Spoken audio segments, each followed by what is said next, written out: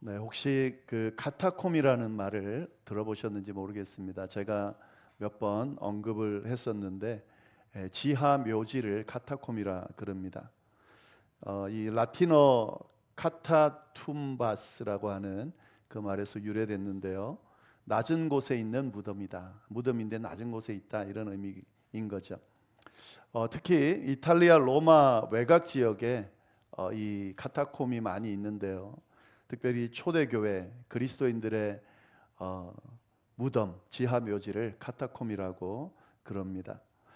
지하로 수미터에서 수십 미터 깊이로 파내려가 있는 이 공간은요, 처음에는 단순한 매장지로 사용이 됐습니다. 그런데 박해가 심해지면서 그리스도인들이 그곳으로 피신하게 되고요. 그곳에서 살면서 예배를 드리고 삶을 영위하면서 그곳이 단순한 무덤이 아니라 이 믿는 자들의 그리스도인들의 삶의 터전이 되게 되었습니다. 사람 한 명 정도 이렇게 다닐 수 있는 그런 통로가 있고 통로 양쪽에는 시신을 안장할 수 있는 그런 공간들이 층층이 그렇게 파여져 있습니다. 그런데 이 공간마다 작은 방을 만들어서 초대교회 교인들이 거기서 예배를 드렸고 또 신앙을 지켰다고 그럽니다. 현재까지 발굴된 카타콤만 해도 로마 주변에 약 60개 이상이 있다고 그러고요. 그리고 안장되어 있는 그 시신의 수를 계수해 보면 한 50만 명에서 75만 명에 이르는 그런 정도의 시신이 있다라고 학자들이 추정하고 있습니다. 제가 제 나름대로는 이 세계 곳곳을 많이 다녔다고 생각을 하는데요. 한 18개국 정도 다녔는데, 그런데 꼭 가보고 싶은 곳, 그러나 아직 가보지 못한 곳이 있는데 그게 카타콤입니다. 제가 성지순례를 아직 못 가봤는데 성지순례를 가고 싶은 마음이 있는 이유는 이 카타콤에 한번 들르고 싶기 때문에 그렇습니다. 이 카타콤이라는 곳은 우리 신앙인들에게 큰 도전을 주는 그런 장소라는 생각이 드는데요. 극심한 핍박 가운데서도 그들이 어떻게 신앙을 지켰을까를 볼 수 있는 곳이고 또 이들의 모습을 따라서 극심한 고통, 핍박 가운데 있을 때 어떻게 신앙을 지킬 수 있는지를 알 수 있기 때문에 그렇습니다. 이 카타콤과 관련되는 내용을 오늘 말씀을 좀 나누려고 하는데요. 사실은 이 카타콤으로 그리스도인들이 숨어 들어가는 그 시점이 굉장히 박해가 심했을 때라고 그럽니다. 1세기 네로 황제부터 4세기에 걸쳐서 한 10번 정도 큰 그리스도인에 대한 박해가 있었는데 그때 그 박해를 이기지 못하고 또 이기지 못했다기보다는 그 박해가 너무 극심했기 때문에 그들을 피해서 이 카타콤 지하 묘지로 그렇게 숨어 들어갔다라고 그럽니다. 이 지하 그 묘지에 숨어 들어갔는데 뭐 박해를 피해서 안전한 곳이긴 하죠. 그러나 사실은 그 박해 받는 곳과 비교했을 때 지하 묘지가 안전하긴 했지만 살기가 괜찮았을까라고 생각해 본다면 사실은 그렇지는 않을 것 같아요. 그 박해를 피해서 안전한 곳으로 간 곳이 지하 묘지다.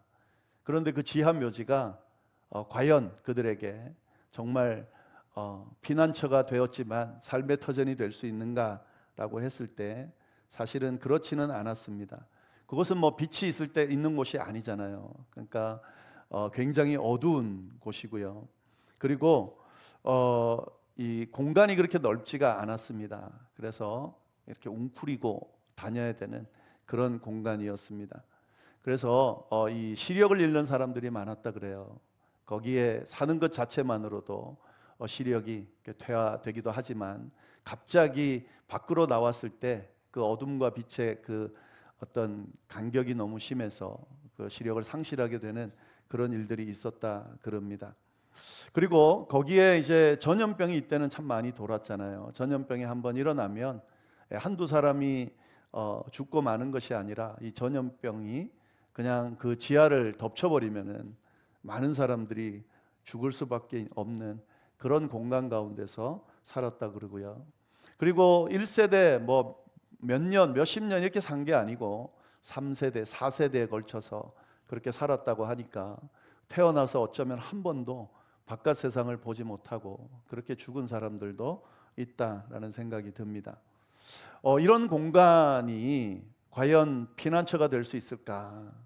로마의 박해로부터 피하긴 했지만 이렇게 살아가는 것이 어떤 의미가 있을까라고 생각해 봤을 때 어떻게 보면은 그 지하 묘지의 삶도 사실은 그렇게 그닥 좋아 보이지는 않습니다. 어떤 분이 이 상황을 묘사하면서 이런 표현을 썼는데 참 많이 공감이 됐습니다. 당시에 가장 잘 사는 나라가 로마였거든요. 뭐 가장 강대국이기도 하고 가장 풍요로운 나라.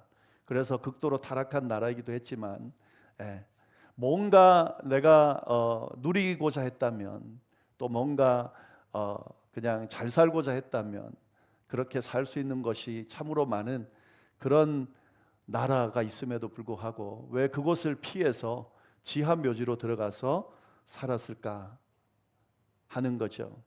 사실은 그 지하 묘지의 그 공간이 그렇게 살만한 곳이 아님에도 불구하고 왜 차갑고 어두운 그곳에서 나오지 않고 그렇게 그곳에서 삶을 마감했을까라는 그런 생각이 듭니다. 뭐 우리는 답을 알고 있죠. 그들이 신앙을 가지고 있기 때문인데, 그런데 한 가지 의문이 드는 것은 신앙이 있다고 해서 그 카타콤에서의 삶을 이겨낼 수 있었을까, 감당할 수 있었을까 하는 생각을 해봅니다. 주님이 우리를 구원하셨다. 하나님이 우리의 하나님이시다. 그 신앙 있잖아요.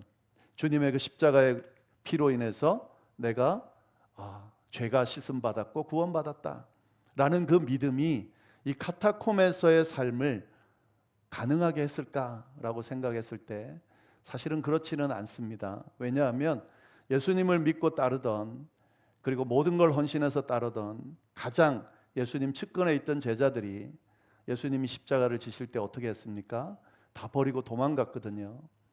그러니까 그 단순하게 예수님을 믿고 따른다고 해서 그 카타콤에서의 삶을 견뎌낼 수 있었을까? 감당해낼 수 있었을까? 단순히 신앙으로 이겨낸다라고 하는 것은 좀 맞는 이야기는 아닌 것 같습니다. 그러면 어떻게 이겨냈을까? 같은 신앙이어도 단순한 그냥 주님을 믿는 신앙이 아니라 뭘 믿는 신앙이었다는 것을 알 수 있습니까? 부활 신앙을 믿었기 때문이다 라는 사실을 우리가 발견하게 됩니다. 죽음을 이기시고 부활하신 주님을 믿기 때문에 가능했던 것이지, 단순히 주님을 믿는다고 해서 그 카타콤에서의 삶을 살 수는 없었다 하는 거죠. 죽음보다 강한 부활이 있음을 믿었던 사람들, 그래서 그 카타콤에 들어가서도 견뎌내고 감당하고 그렇게 살아낼 수 있었던 거죠. 이 사실들은 그 카타콤 안에 있는 그 내용들, 그러니까 뭐 벽화라든지 묘비라든지 뭐 이런 것들을 보면 잘 알 수가 있습니다. 이 카타콤의 통로에 보면은 그 벽화들이 많이 있다 그래요. 뭐 두 가지 이유라고 그러는데, 하나는 자신들의 어떤 신앙 고백을 그림으로 표현한 것도 있고, 또 이제 글을 가르쳐야 되는데 글을 못 배운 사람들이 혹 있을 때에 그들에게 이 벽화를 통해서 메시지를 전달하기 위해서 벽화를 그렸다 하는 겁니다. 그런데 이 벽화의 내용들을 쭉 보면 우리가 추측해 보건대 이 지하 무덤에서 그 칠흑 같은 어두움에서 나오지 못하고 거기서 거의 갇혀 있다시피 하는 그곳에서 어떤 그림을 그렸을까 우리가 추측해 본다면 슬픔이나 어떤 공포나 이런 것들을 담은 그런 벽화들이 나올 법하다라고 그렇게 생각할 수가 있습니다. 그건 당연한 거죠. 그런 상황에서 자신을 표현한다고 그럴 때 우리가 기본적으로는 그런 슬픔이나 공포 이런 것들을 아마 벽화로 표현할 수 있을 겁니다. 그런데 참 아이러니하게도 거기에 그려져 있는 벽화의 대부분은 그런 슬픔이나 공포를 담은 그런 내용이 아니고요, 소망을 담은 내용의 벽화들로 가득 차 있더라라고 하는 거죠. 대부분의 벽화의 그림들이 소망을 가지고 있는, 성경에 나오는 여러 가지 내용 중에서 소망을 드러내는 그런 내용의 그림들을 그렸더라 하는 거죠. 주로 많이 그린 그림이 그 요나의 이야기입니다. 3일 동안 뱃속에 큰 물고기 뱃속에 갇혀 있다가 다시 구해내는 그렇게 그 내용의 그림들이 많이 있더라는 거죠. 그러니까 우리도 이 지하 무덤에 살고 있지만 소망이 있다. 요나처럼 우리도 다시 이곳을 탈출하게 될 거다. 특히 예수님께서 3일 만에 부활하신 그 부활 소망을 가지고 여기가 끝이 아니다라고 하는 소망을 가지고 그 그림을 그렸다라고 하는 거죠.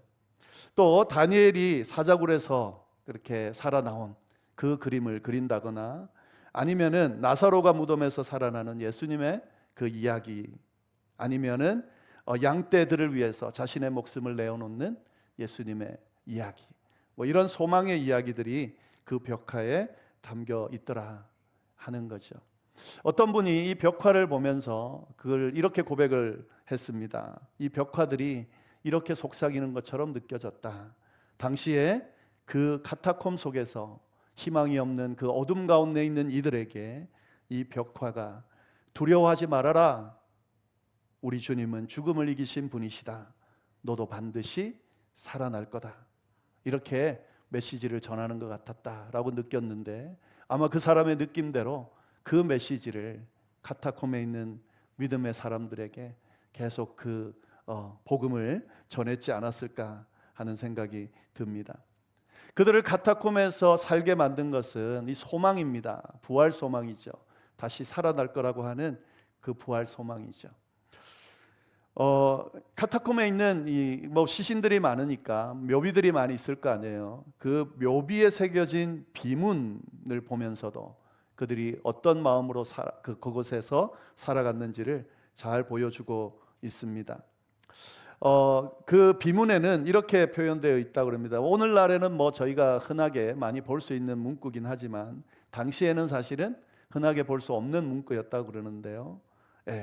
여기에 누가 잠들었다 이렇게 이제 쓰였더라는 거죠. 누구가 여기에 잠들다, 죽었다가 아니고요, 잠들었다라는 거죠.